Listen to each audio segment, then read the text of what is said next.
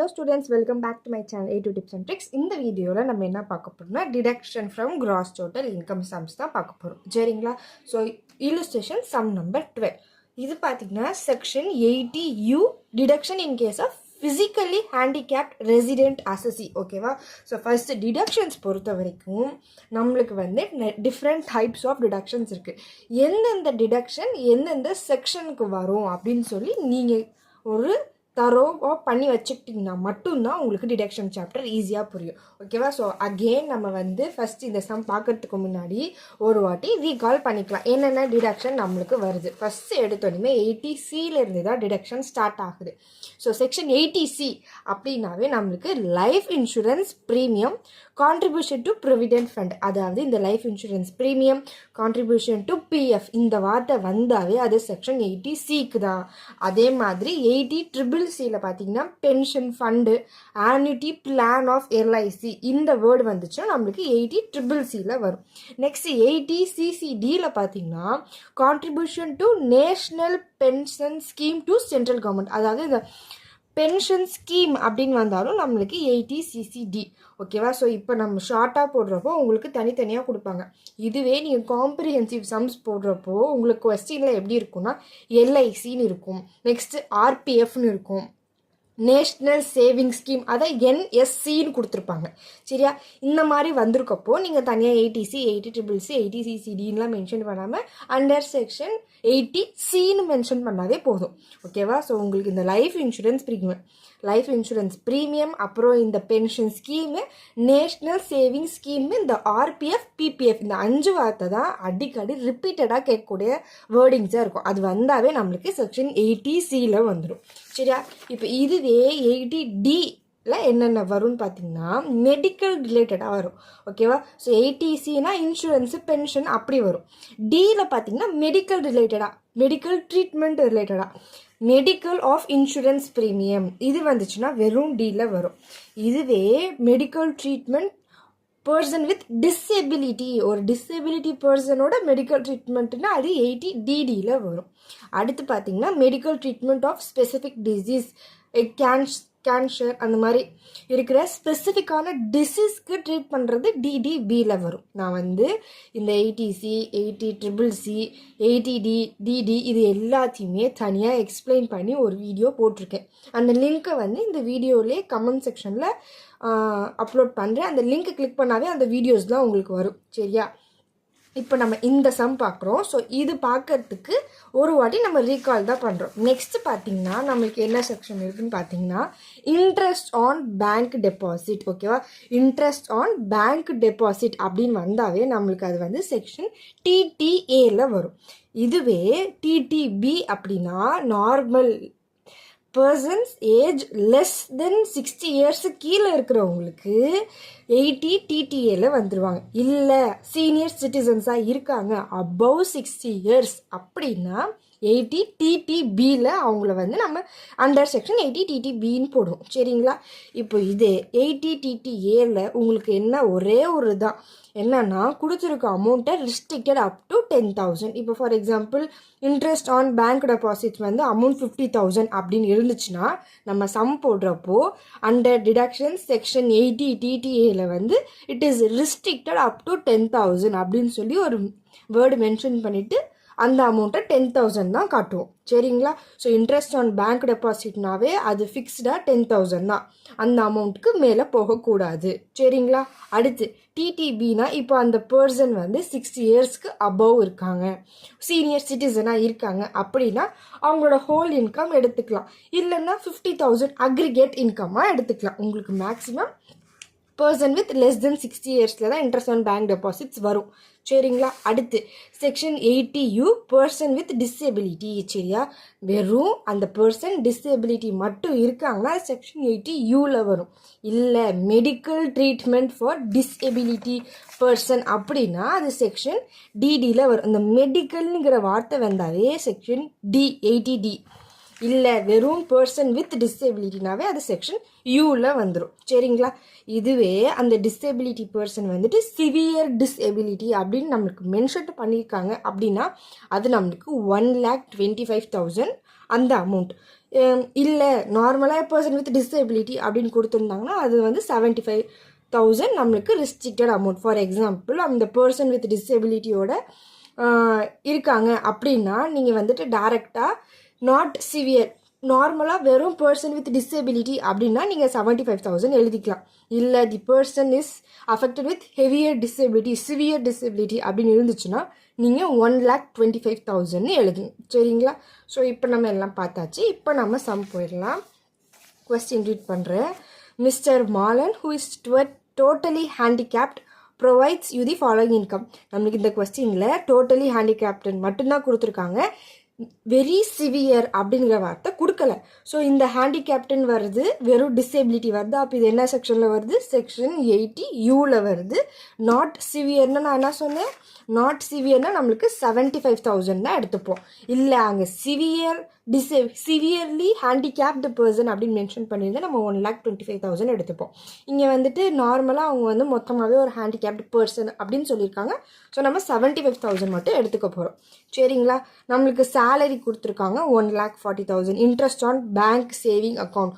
So interest on bank saving அக்கௌண்ட்னாவே இது நம்மளுக்கு எந்த செக்ஷனில் வரும்? இப்போ தானே பார்த்தோம், செக்ஷன் 80TTA வருது. இந்த கொஸ்டினில் நம்மளுக்கு ஏஜ் மென்ஷன் பண்ணலை. அப்போனா இவங்க லெஸ் தென் 60 இயர்ஸ்குள்ளே தான் இருக்காங்க.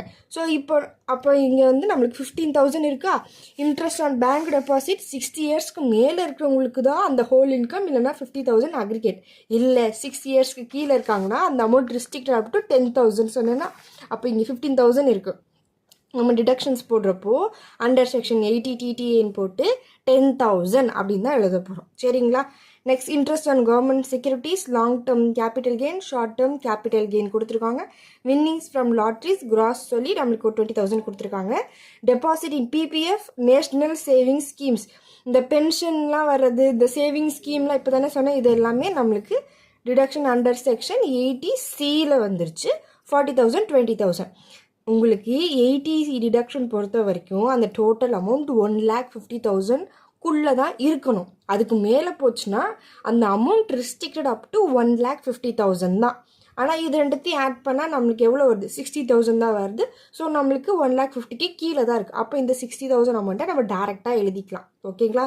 இல்லை இந்த 80C டிடக்ஷனில் இந்த 2 அமௌண்ட் ஆட் பண்ணுறப்போ நம்மளுக்கு எக்ஸாம்பிளுக்கு ஒரு 2 lakhs வருது அப்படின்னா நீங்கள் அதுக்கு ஒரு லைன் எழுதணும். அண்டர் செக்ஷன் 80C பொறுத்த வரைக்கும் அந்த அமௌண்ட் இஸ் டிஸ்ட்ரிக்டட் அப் டு 1,50,000 தான். So the 80C reduction amount is equal to 1,50,000 நம்ம எழுதுவோம். ஆனால் இது ரெண்டுத்தையும் ஆட் பண்ணால் நம்மளுக்கு 60,000 தான் இருக்குது. ஸோ அப்படிலாம் எதுவும் எழுத வேணாம், டேரெக்டாக நம்ம ஆட் பண்ணிவிட்டு போயிடலாம். ஓகேங்களா?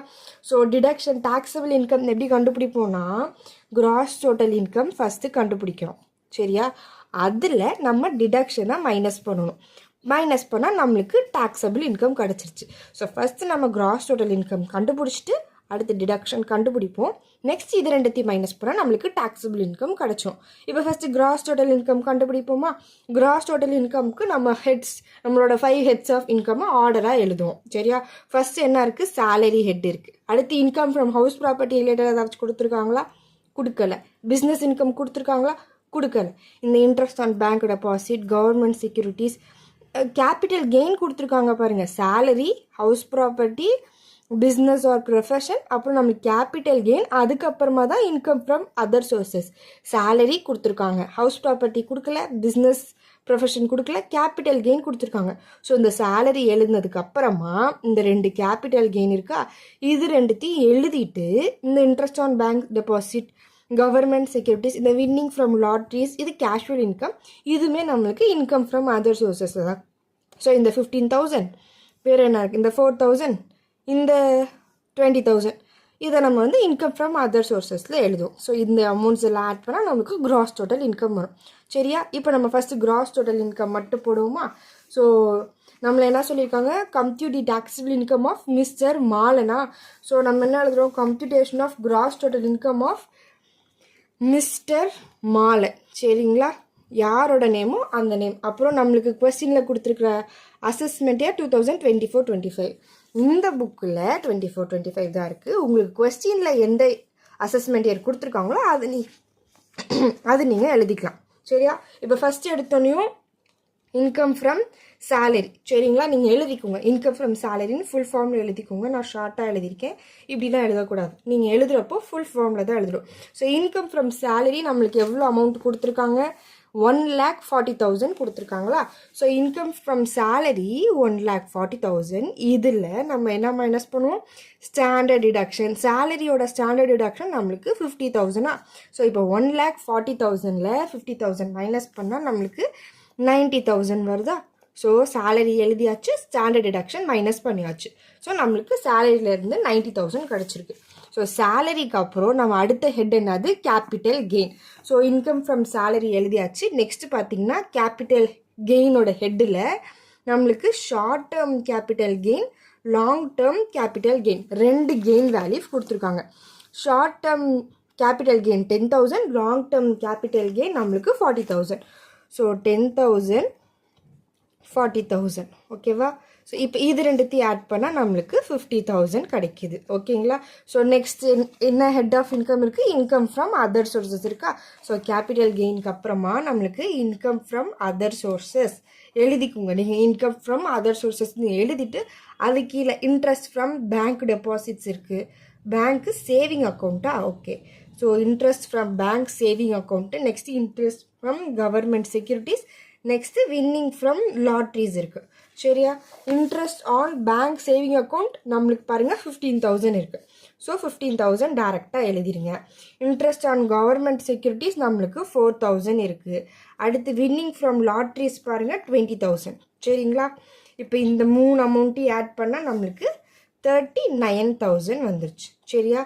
இப்போது நம்ம எல்லா ஹெட்டில் வந்த இன்கம்னையும் ஆட் பண்ண போகிறோம். இது 3த்தையும் ஆட் பண்ணால் நம்மளுக்கு எவ்வளோ வருது, 1,79,000. இதுதான் நம்மளோட கிராஸ் டோட்டல் இன்கம். ஓகேவா. So first step gross total income கண்டுபிடிச்சாச்சு. சரியா. அடுத்து என்ன சொன்னேன், கிராஸ் டோட்டல் இன்கமோட லெஸ் டிடக்ஷன்ஸ் மைனஸ் பண்ணணும். எல்லா டிடக்ஷனையும் மைனஸ் பண்ணால் நம்மளுக்கு டாக்ஸபிள் இன்கம் வந்துடும். இப்போ டிடக்ஷனில் நம்ம ஆர்டர் வைஸ் எழுதணும். ஃபஸ்ட்டு 80Cலேருந்து தான் டிடக்ஷன் ஸ்டார்ட் ஆகுது. ஸோ 80C டிடக்ஷன் எழுதிடுவோம்லாம். ஸோ ஃபஸ்ட்டு பாருங்கள், அண்டர் செக்ஷன் 80Cயில் டெபாசிட் இன் பிபிஎஃப் இருக்கா. டெபாசிட் இன் பிபிஎஃப் இதோட அமௌண்ட் பாருங்கள் நம்மளுக்கு 40,000. சரியா. அடுத்து என்ன இருக்குது, என்எஸ்சி நேஷ்னல் சேவிங்ஸ் ஸ்கீம். ஓகேவா. அதில் பார்த்தீங்கன்னா நம்மளுக்கு 20,000 இருக்குது. ஸோ இது ரெண்டுத்தையும் ஆட் பண்ணால் நமக்கு 60,000 வருது. ஓகேங்களா. ரெண்டுத்தையும் ஆட் பண்ணியாச்சு. அடுத்து என்ன இருக்குது, அண்டர் செக்ஷன் 80Uவில் ஏன் என்ன, ஏன்னா இவங்க வந்துட்டு நம்மளுக்கு ஹேண்டிகேப்டு அப்படின்னு மென்ஷன் பண்ணியிருக்காங்க. நார்மலாக கொடுத்துருக்காங்க. ஸோ அதனால நம்ம எவ்வளோ எடுத்துப்போம், 75,000. இல்லை சிவியர்லி ஹேண்டிகேப்டு அப்படின்னு மென்ஷன் பண்ணியிருந்தால் அது 1,25,000 எடுத்துப்போம். இது வெறும் நார்மல் எதுவுமே மென்ஷன் பண்ணலை நம்மளுக்கு. ஸோ இது வந்துட்டு நாட் சிவியர் ஹேண்டிகேப்டு நம்ம அசியூம் பண்ணிக்கிறோம். சரிங்களா. அண்டர் செக்ஷன் 80Uவில் வந்து நம்ம என்ன எழுதுவோம், ஹேண்டிகேப்ட் அப்படின்னு மென்ஷன் பண்ணுங்கள். ஹேண்டிகேப்ட். ஓகேவா. ஸோ இதில் எவ்வளோ அமௌண்ட் எடுத்துப்போம், 75,000. சரிங்களா. அடுத்து என்ன டிடக்ஷன் இருக்குது, அண்டர் செக்ஷன் 80TTA என்னது வருது, interest on bank saving account. சரிங்களா. இதோட அமௌண்ட் எவ்வளோ, 15,000 இருக்குது. ஆனால் இதில் எவ்வளோ ரெஸ்ட்ரிக்டட் அப் டு 10,000 தான். Restricted up to ₹10,000. 10,000 தான் ரெஸ்ட்ரிக்டட் அமௌண்ட். ஸோ நீங்கள் இன்ட்ரெஸ்ட் ஆன் பேங்க் டெபாசிட் 10,000. ஓகேங்களா. ஸோ இப்போ இந்த 60,000 70,000 ஆச்சு. 70,000 + 75 நம்மளுக்கு 1,45,000. ஓகேவா. ஸோ இதுதான் நம்மளுக்கு டோட்டல் டிடக்ஷன் அமௌண்ட். இப்போ நம்மளோட கிராஸ் டோட்டல் இன்கமில் டிடக்ஷன் மைனஸ் பண்ணுவோமா, 1,79,000ல் 1,45,000 மைனஸ் பண்ணோம்னா 34,000 இஸ் அவர் டாக்ஸபிள் இன்கம். ஓகேங்களா. ஸோ அவ்வளோதான் gross total. First step deductions பொறுத்த வரைக்கும் கிராஸ் டோட்டல் இன்கம்மை கம்ப்ளீட் பண்ணணும். அதுக்கப்புறமா டிடக்ஷன்ஸ் கால்குலேட் பண்ணிவிட்டு ரெண்டுத்தையும் மைனஸ் பண்ணால் we will get the taxable income. புரிஞ்சிச்சா. ஸோ இந்த சம்மில் ஏதாச்சும் டவுட்ஸ் இருந்துச்சுன்னா கமெண்ட் செக்ஷனில் கேளுங்க. வேறு எந்த சம் டிடக்ஷனில் அப்லோட் பண்ணணுன்னாலும் கமெண்ட் செக்ஷனில் கேளுங்க. நெக்ஸ்ட் வீடியோவில் பார்க்கலாம். தேங்க்ஸ் ஃபார் வாட்சிங். Subscribe for more videos.